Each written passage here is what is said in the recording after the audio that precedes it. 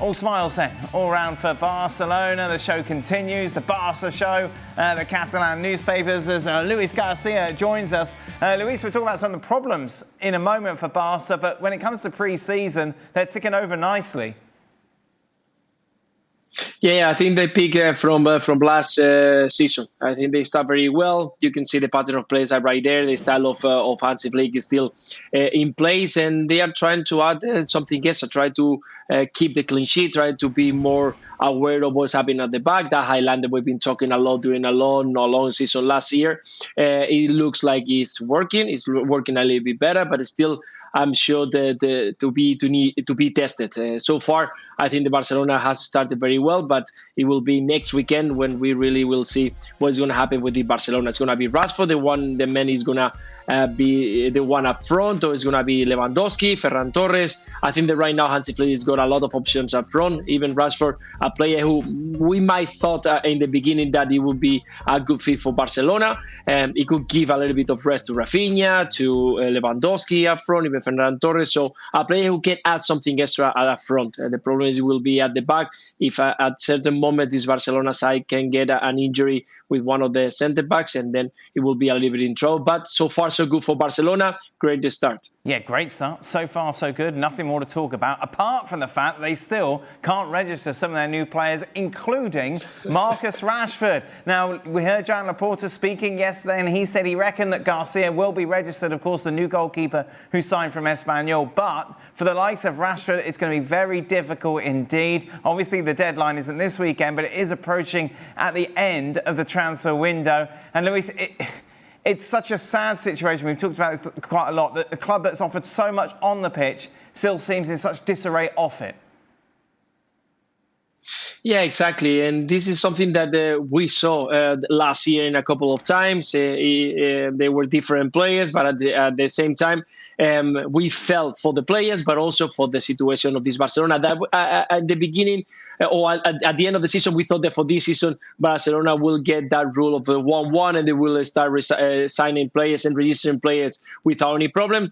But we are back again into that position. And hopefully, Joan Laporta finds the way of doing it. Rashford, I'm sure that he has arrived to a good deal with Barcelona, understanding the situation, but it's not comfortable. This kind of moment for players when you arrive to a club, what you want is to be clear your head, to put everything in place and be ready for fighting and to try to get a place into the 11 starting on Hansi Flick. And we are in this situation again. So really, really sad to hear again. But we wait and see, because every single time that this situation happened before, Joan Laporta managed to pick the magic hat and bring something different. And in the end, it was Dani Olmo last year who was registered.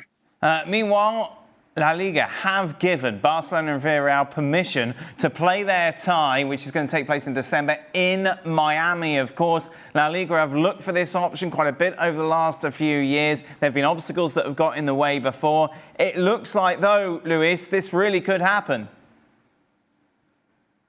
Yeah, I think that Javier Tebas has been working a lot in the past few years to try to bring one of the games from La Liga to United States. And it's true that he wanted to do it with El Clásico, but it's even now a lot more problems. Finally, the Federation of the Spanish Football have decided to give the green light, and we'll have to wait and see what the FIFA and UEFA says about it. Isn't standing by until we wait and they can give that green light to this game to be happen. But it was a matter of time. I think the interest of Javier Tebas to continue opening the market in the United States, it was very, very big. And finally, it looks like he's approaching to the final moment where we can see one of the La Liga games match to be accurate, the Villarreal against Barcelona, to play in Miami. So I'm sure that it will be a massive and huge boost for La Liga to open the market right there. How's your calendar looking for around about, end of December, Luis?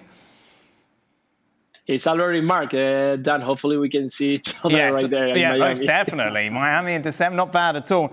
Meanwhile, Luis, of course, the season kicks off just this weekend.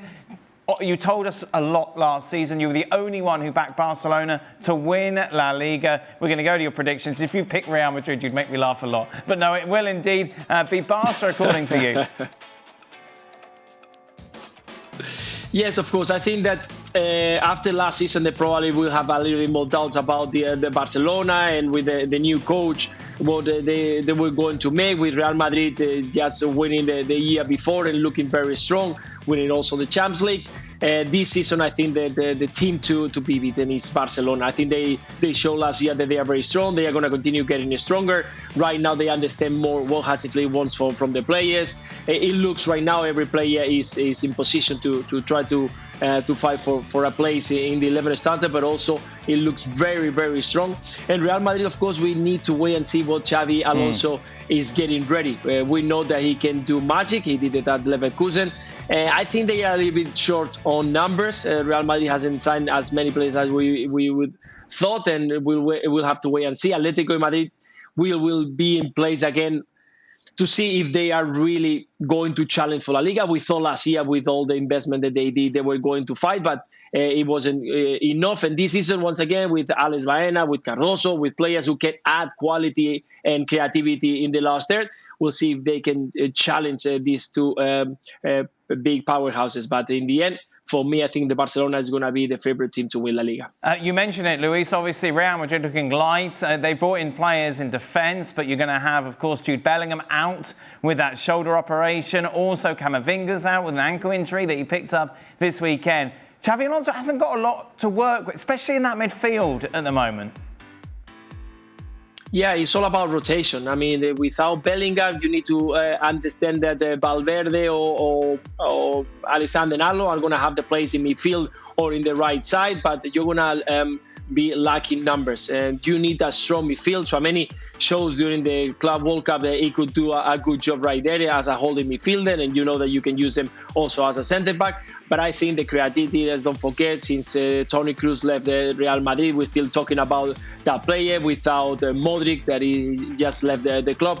You need players who can add that creativity, that build-up, that connection between the players that you got up front. That, of course, since Gonzalo Garcia impressed us all during the Club World Cup, let's not forget that Rodrigo is also in those rumors that he could be leaving the club. He wasn't involved much in the Club World Cup either. So I think that right now Real Madrid is trying to understand what Xavi Alonso wants to do. If he's going to play with the three at the back, he's going to play with four at the back, trying to understand the system, the new ways of training or of playing, and much more, because they don't have enough players, I think, to compete for all the trophies. Let's not forget, Real Madrid will try to challenge for La Liga, but also Champions League.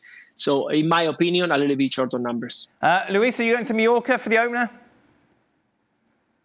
Yes, sir. I will be there. I'm afraid it's not me, it's Kay. I'm sure you're very disappointed about that, Luis. I'm a little bit disappointed. Yeah. Just a reminder, Mallorca against Barcelona live on Saturday, 1:30 Eastern on ESPN+. Real Madrid have been given a couple of days grace. They will play on Tuesday at home against Osasuna.